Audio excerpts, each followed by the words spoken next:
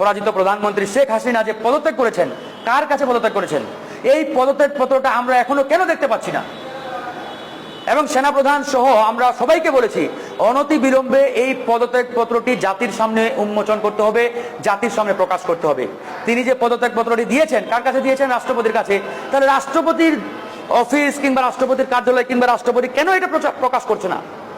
আমি এই জন্য বর্তমান যে অন্তর্বর্তীকালীন সরকার রয়েছেন এই সরকারকে আহ্বান জানাবো, অনতি বিলম্বে হাসিনার সেই পদত্যাগ পত্রটি জাতির সামনে আপনারা প্রকাশ করুন, উন্মোচন করুন। আমরা দেখতে চাই সেই পদত্যাগ পত্রটি।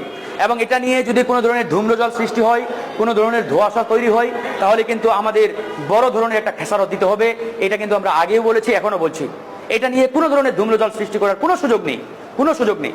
আমি মনে করি এই সরকার যে কায়দায়, যে প্রক্রিয়ায় শপথ নিয়েছে, এটা আসলে একটা ভুল প্রক্রিয়া, ভুল কায়দা।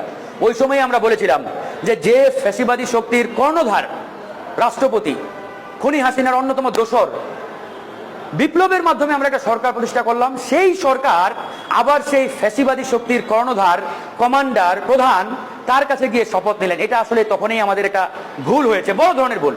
এটা আমরা যে যাই বলি, আমি মনে করি এটা একটা সাংবিধানিক বড় ধরনের একটা মিস্টেকের মধ্য দিয়ে আমাদের এই অন্তর্বর্তীকালীন সরকার প্রতিষ্ঠিত হয়েছে কিংবা গঠিত হয়েছে।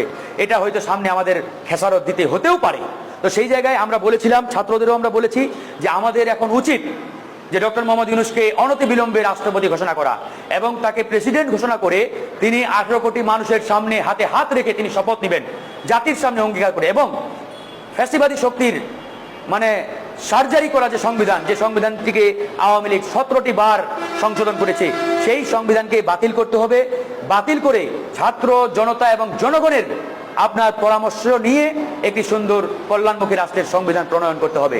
তো সেই জায়গায় অবশ্যই আমরা বলছি, এখনো সময় আছে, অনতিবিলম্বে এই অবৈধ ফ্যাসিবাদী শক্তির রাষ্ট্রপতিকে বহিষ্কার করতে হবে। সেই জায়গায় ডক্টর মোহাম্মদ ইউনূসকে রাষ্ট্রপতি ঘোষণা করতে হবে।